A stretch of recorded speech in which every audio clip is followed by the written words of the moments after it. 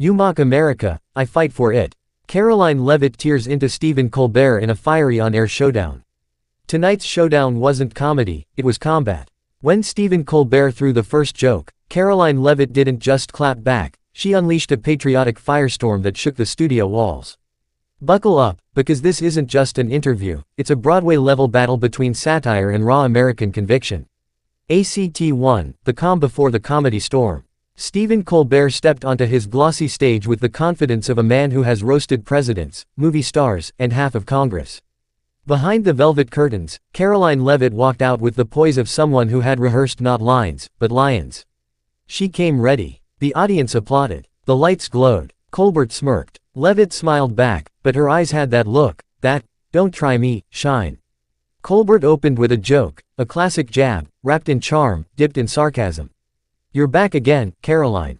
I hope America is ready." Leavitt leaned in, hands folded like a warrior poised for a clean strike. "I'm always ready," she said. "The question is, are you?" Cue the audience's ooh. Broadway curtains would have swished in approval. Act 2, comedy versus conviction. Colbert moved into mockery, tossing clever jabs about politics, youth, and patriotism. The audience laughed, but then the camera caught Leavitt's expression sharpening.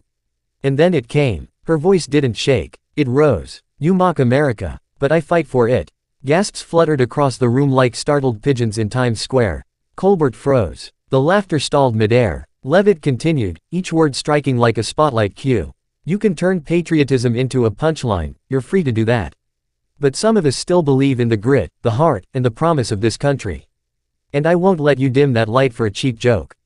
Boom. The audience didn't know whether to cheer or hold their breath. Colbert blinked, a man who had expected banter but got Broadway thunder instead. Act 3, the clash that set social media on fire. Colbert tried to respond, but Leavitt rose metaphorically higher, turning the interview into a full-blown theatrical crescendo. "You joke," she said, "because it's safe. I speak because it matters." A few audience members clapped, then more. Then half the room erupted. Colbert attempted to regain command of the stage, but the energy had changed. The host was no longer the center.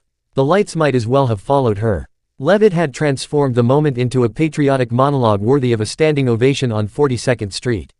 The band didn't know whether to play dramatic underscoring or commercial break music.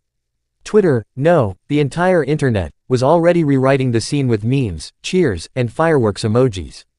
Broadway meets late-night television. This was history in digital motion. Act 4, the aftermath, a mic drop heard across America.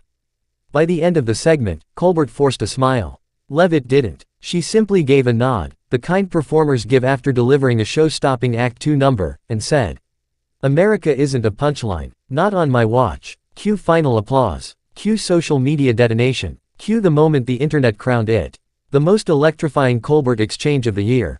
If you thought this was just another interview, think again. Karoline Leavitt walked into a comedy arena and turned it into a patriotic stage play. Whether you agree or disagree, one thing's for sure, you'll be talking about this clash long after the credits roll. Hit like, subscribe, and buckle up, because the drama isn't over yet.